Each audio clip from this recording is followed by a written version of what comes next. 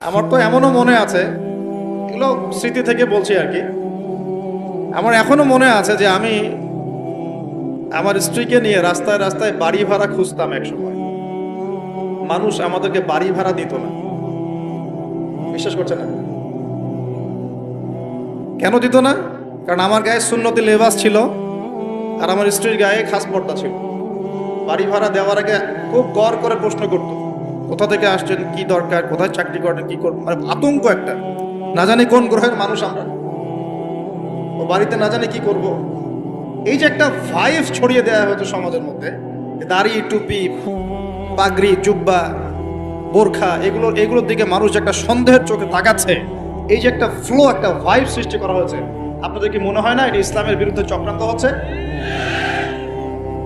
দাড়ি, টুপি, পাগড়ি, জুব্বা, বোরখাওয়ালা মানুষটাই সারা দুনিয়ার সব অপকর্ম করে বেড়ায়। আগে আমরা আল্লাহ পাকের জমিনে আল্লাহর খলিফা ছিলাম। আল্লাহ পাক দুনিয়াতে আমাদের খলিফা করে পাঠান নাই? সূরা বাকারার প্রথম দিকে আছে না, আদম আলাইহিস সালামকে আমি সৃষ্টি করেছি কি জন্য? আমার খলিফা হিসেবে। ওয়াইজ ক্বালা রাব্বুকা লিল মালায়েকা ইন্নী জাঈলুন ফিল আরদি, খলিফা শব্দ কোরআনে নাই। তাহলে আদম আলাইহিস সালাম এই দুনিয়াতে কার খলিফা? যে আল্লাহর খলিফা, সে আল্লাহ পাকের হুকুম আহকাম চালু করবে নাকি নিজের মন গড়া বিধান চালু করবে? যে আল্লাহর বিধান দিয়ে চলে সে আল্লাহর খলিফা না? আর যে আল্লাহর বিধান বাদ দিয়ে চলে সে কি আল্লাহর খলিফা না শয়তানের খলিফা?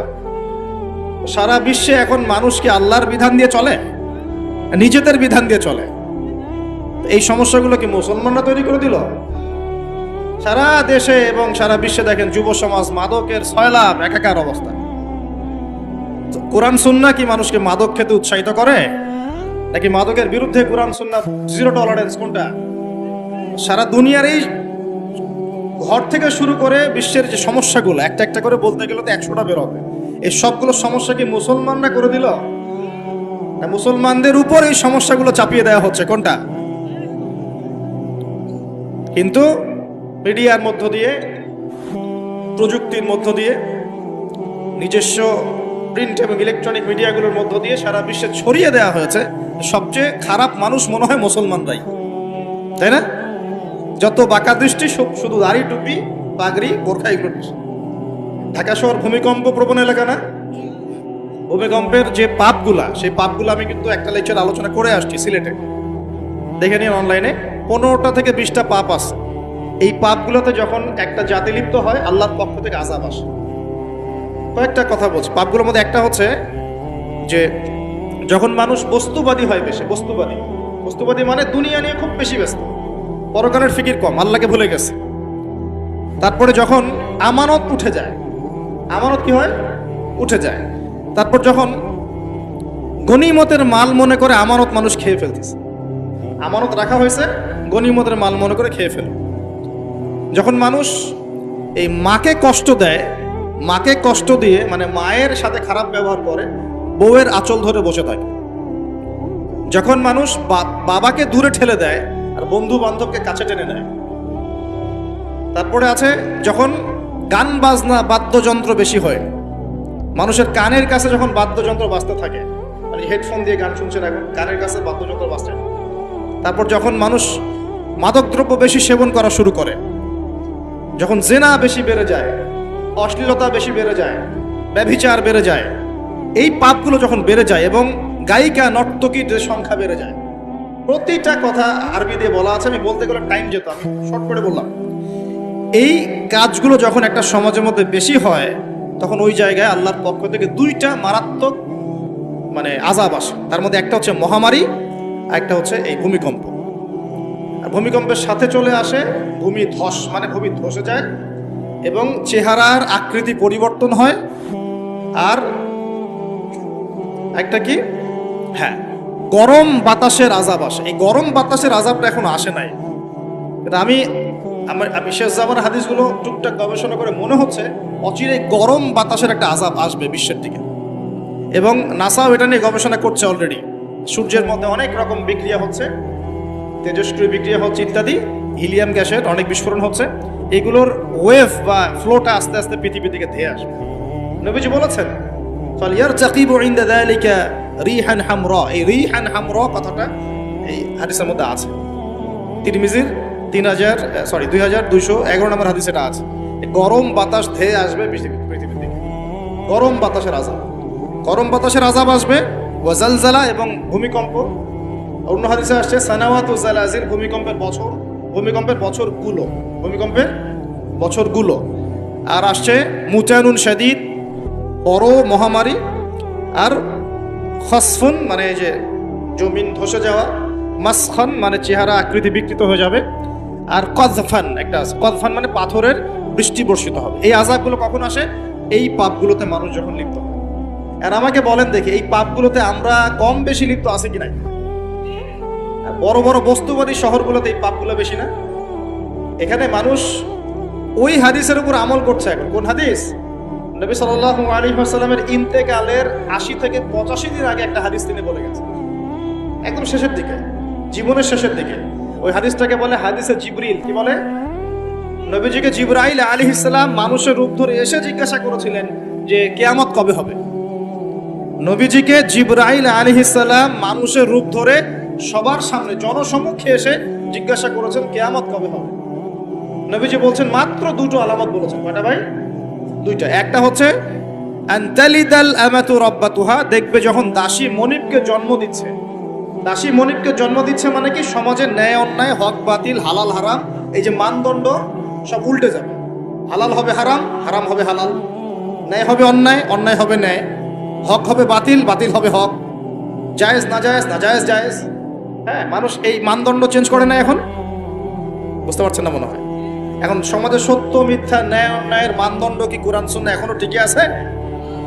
এখন মানুষ নিজে যেটা ন্যায় মনে করে সেটাই ন্যায়, নিজে যেটাকে অন্যায় মনে করে সেটা অন্যায়, নিজে যেটাকে ভালো মনে করে সেটা ভালো, নিজে যেটাকে খারাপ মনে করে সেটা খারাপ। আল্লাহ যেটাকে হালাল করে দিয়েছেন মানুষ হারাম করে নিচ্ছে, আল্লাহ হারাম করে দিয়েছেন মানুষকে হালাল করে নিচ্ছে। হচ্ছে কি না এগুলা? তো এই যুগ চলে আসে নাই যে দাসী মনিবকে জন্ম দিচ্ছে না? মানে মানদণ্ড উল্টে গেছে। আমার কথা কি বুঝতে পারেন? মানদণ্ড উল্টে গেছে। জিনিস ভালো মন্দের, ন্যায় অন্যায়, হক বাতিলের মানদণ্ড উল্টে গেছে। বলেন তো সত্য মিথ্যার মানদণ্ড কি? আমার বুদ্ধি না আল্লাহর ওহী? কোনটা? সত্য মিথ্যা, ন্যায় অন্যায়, হক বাতিলের চূড়ান্ত মানদণ্ড কি? আমার বুদ্ধি নাকি আল্লাহ পাকের কোরআন সুন্নাহ? কোনটা? কিন্তু সমাজে কি সেটাই বাস্তবায়িত আছে 100%? 50%ও কি আছে? তো এই সমস্যাটা কি চলছে কিনা? তার মানে কি আমাদের এই বড় আলামতটা আমরা দেখছি কিনা? দেখছি। গেল দুই নাম্বারটা নবী বলছেন ওয়া আনতারাল হুফাতাল উরাতাল আলাতা রিয়া আশাই ইয়াতাতাওয়ালুনা ফিল বুনিয়ান। নবীজি বলছেন যখন দেখা যাবে সমাজের সবচেয়ে দরিদ্র শ্রেণীর মানুষ, স্যান্ডেল কেনার টাকা ছিল না, কাপড় পরার টাকা ছিল না, এই শ্রেণীর মানুষ, রাখাল মানে গরু ছাগল চড়াতো, এই শ্রেণীর মানুষ উঁচু উঁচু অট্টালিকা নির্মাণের প্রতিযোগিতা করবে। ভালো করে বোঝেন, নবীজি বলছেন না ধনীরা, সমাজের ধনীরা অট্টালিকা নির্মাণের প্রতিযোগিতা করবে। নবীজি এই কথা বলছেন না হাদিসে।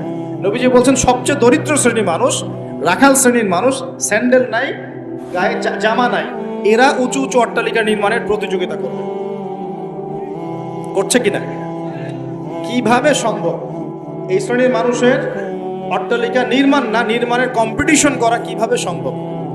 1, সুদের মধ্য দিয়ে, 2, করাপশন দুর্নীতির মধ্য দিয়ে, 3, অন্যের সম্পদ আত্মসাৎ করার মধ্য দিয়ে।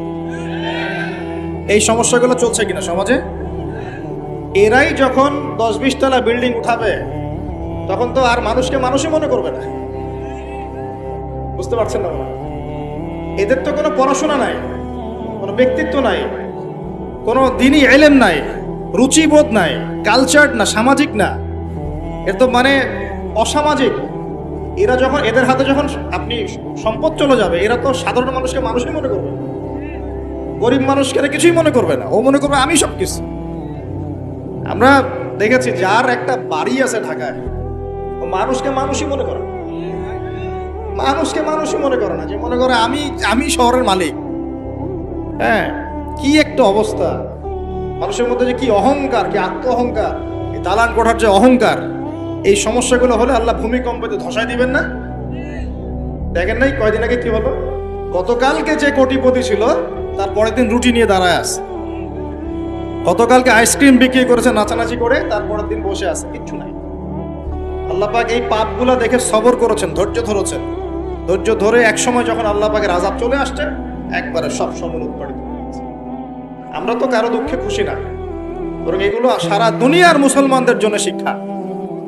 সারা দুনিয়ার মুসলমান যে যেখানে আছি, আমাদের সবার জন্য এটা শিক্ষা। এই পাপগুলোতে আমরা লিপ্ত হই, আল্লাহ পাক ছাড় দিলেও ছাড়বেন না। আল্লাহ পাক ছাড় দিবেন কিন্তু ছাড়বেন না।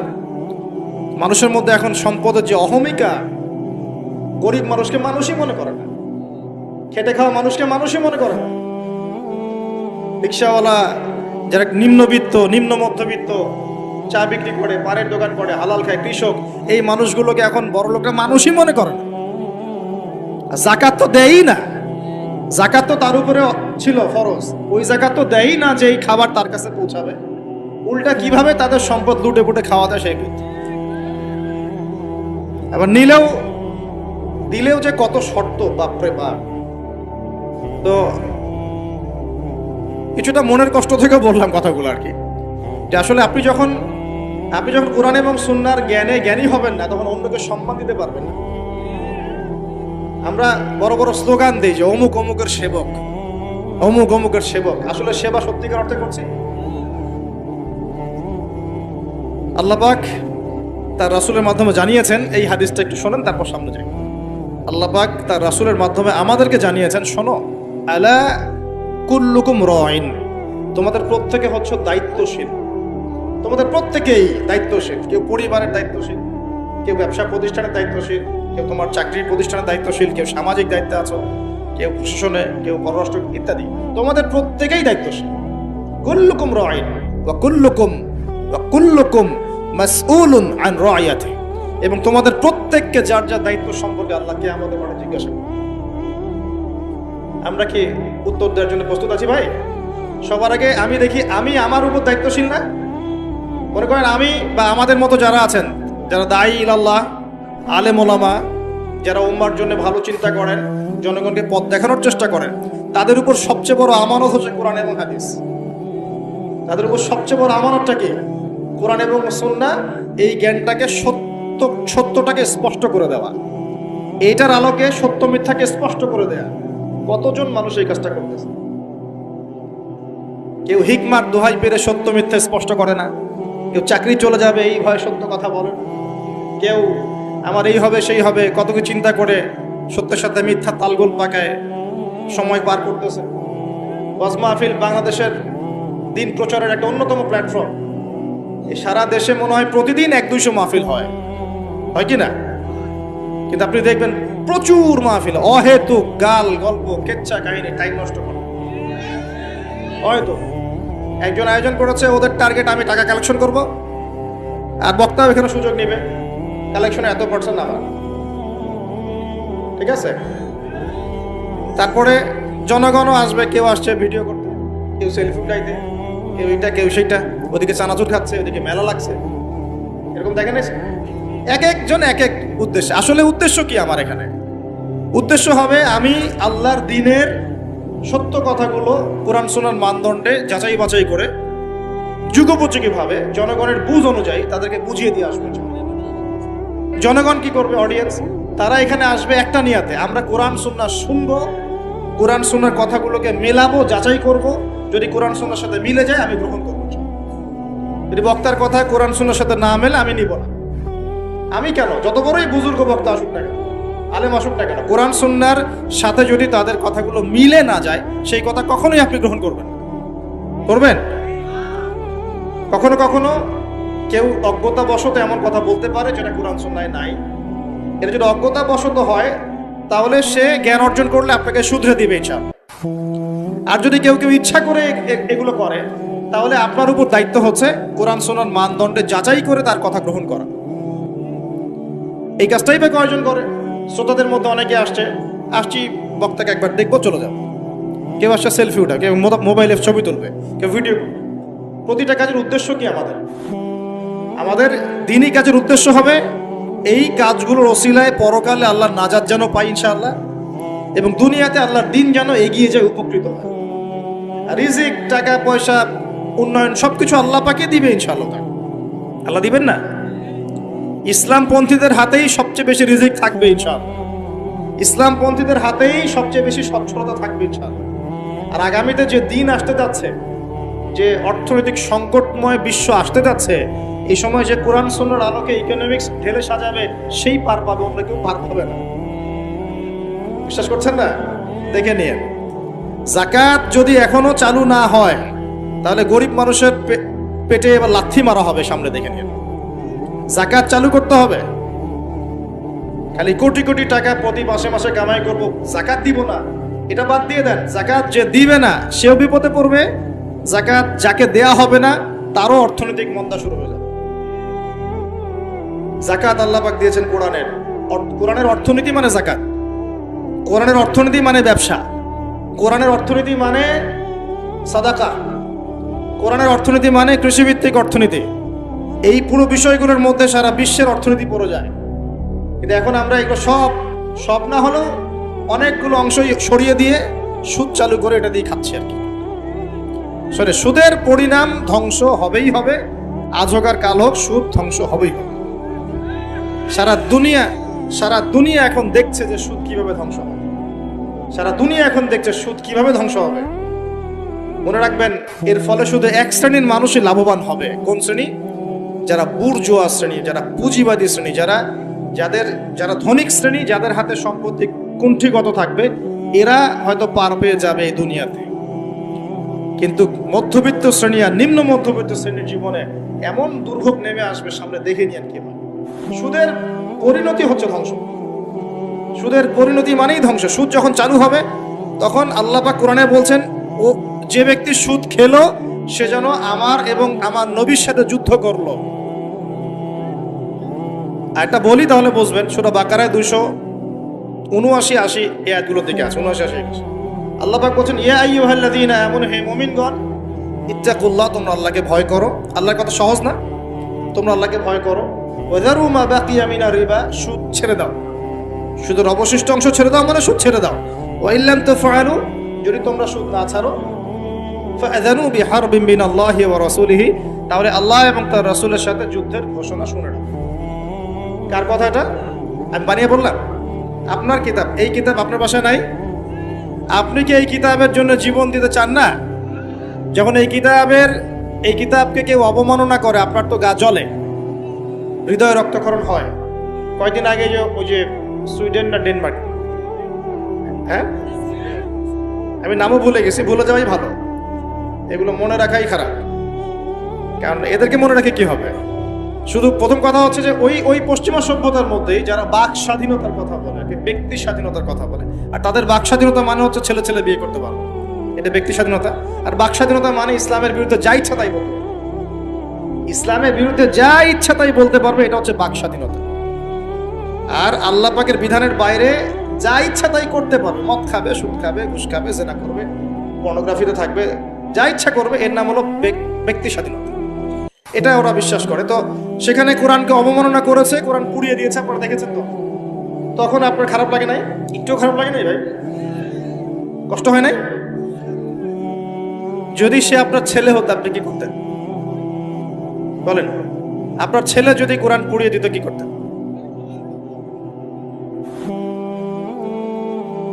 এখন আমাকে বলেন, ওই কোরআনেই আছে সুদ খাওয়া মানে আল্লাহ এবং তার রাসূলের সাথে যুদ্ধ করা। আমি আর আপনি যে মানছি না, এখন আমাদের কি হবে বলেন? সে তো অমুসলিম, কোরআনে কি আছে জানেই না বেচারা। কোরআনের প্রতি অনেক ক্ষোভ, কারণ কোরআন ওদের সমস্ত জাহিলিয়াত অন্যায়ের বিরুদ্ধে কথা বলে। এই জন্য কোরআনকে পুরাই দিতে চায় এবং নবীকেও গালিগালাজ করে, তাই না? ইসলামের বিরুদ্ধে দাঁড়ায় যায়, ইসলামের বিরুদ্ধে ওরা চেষ্টা চালায়, কারণ ওরা জানে না ইসলাম কি, ওরা বোঝে না কোরআন কি, ওরা বোঝে না মুহাম্মদ সাল্লাল্লাহু আলাইহি ওয়াসাল্লাম কে, তিনি কেমন আদর্শ, কেমন মানুষ, তিনি যে পুরো বিশ্বের জন্য রহমত, ওরা তো জানেই না, বুঝেই না। আমরা জানি না? এখন আমরা যে জানি, কিন্তু আমরা যে কোরআন পড়তে জানি না। আমরা তো জানি, কিন্তু আমরা তারপরেও যে কোরআন তেলাওয়াত করতে পারি না, জানার পরেও যে কোরআনের অর্থ কোনোদিন পড়ে দেখলাম না। আরে কত বছর তো অর্থ পড়তে বলেছিলাম যে অর্থগুলো একটু পড়ে দেখেন, বাপরে বাপ, যে ধোয়াটা ধুইলো আমাকে, আমি একদম পরিষ্কার হয়ে গেছি, এমন ধোয়া ধুয়ে গেছে। কোরআনের অর্থ পড়ার দরকার নাই। আমি কি বলেছিলাম যে কোরআন তেলাওয়াত করলে কোনো নেকি হবে না? কোরআন তেলাওয়াত করলে কোনো নেকি হবে না, এই কথা বলেছিলাম না? বলেছিলাম যে কোরআন তেলাওয়াত শুধু শুধু তেলাওয়াত করে গেলে আপনি ভিতরের হকটা আদায় করতে পারবেন না। কোনটা বলেছি? আর কোরআনে আপনি সূরা ফাতিহা পড়লেন, কিন্তু সূরা ফাতিহার অর্থ আপনি বুঝলেন না। আপনি কি সূরা ফাতিহার মধ্যে আল্লাহ যা বলেছেন তা কি বুঝতে পারলেন? এই যে আয়াত একটা তেলাওয়াত করলাম, আপনি পড়তে পারলেন ইয়া আইয়ুহাল্লাযীনা আমানু তাকুল্লাহা ওয়া যারু মা বাকিয়া মিনার রিবা ইন কুনতুম মুমিনিন ওয়া ইন লাম তাফআলু ফাআযানু বিহারবিন মিনাল্লাহি ওয়া রাসূলিহি। আপনি কি কিছু বুঝলেন? তিলাওয়াত তো করলেন, প্রত্যেক হরফে 10 নেকি হলো, আপনার আমলনামায় প্রত্যেক হরফে 10 নেকি হলো, ঠিক আছে, বুঝলাম, মানলাম। কিন্তু এই আয়াত যে আপনি বুঝতে পারলেন না, এটা এখন আমি যদি বলে দেই আয়াতের অর্থটা এমন, হে মুমিনগণ আল্লাহকে ভয় করো, সুদ ছেড়ে দাও, যদি না ছাড়ো আল্লাহ এবং তার রাসূলের সাথে যুদ্ধের ঘোষণা শুনে রাখো। এবার কি কিছু বুঝতে পারলেন? বুঝতে পারেন নাই? তাহলে অর্থের দরকার নাই ভাই। আর কত সহজ করে বলবো বলেন তো ভাই, আর কত সহজ করে বোঝাবো? আমি যে এখন মুসলিম পরিবারে জন্ম নিয়েও যে আমি কোরআন তেলাওয়াত করতে পারছি না, অর্থটা পড়ে দেখছি না, নবীর হাদিসগুলো পড়ছি না, কোরআন রেগুলার একটু তেলাওয়াত করি না, কোরআনের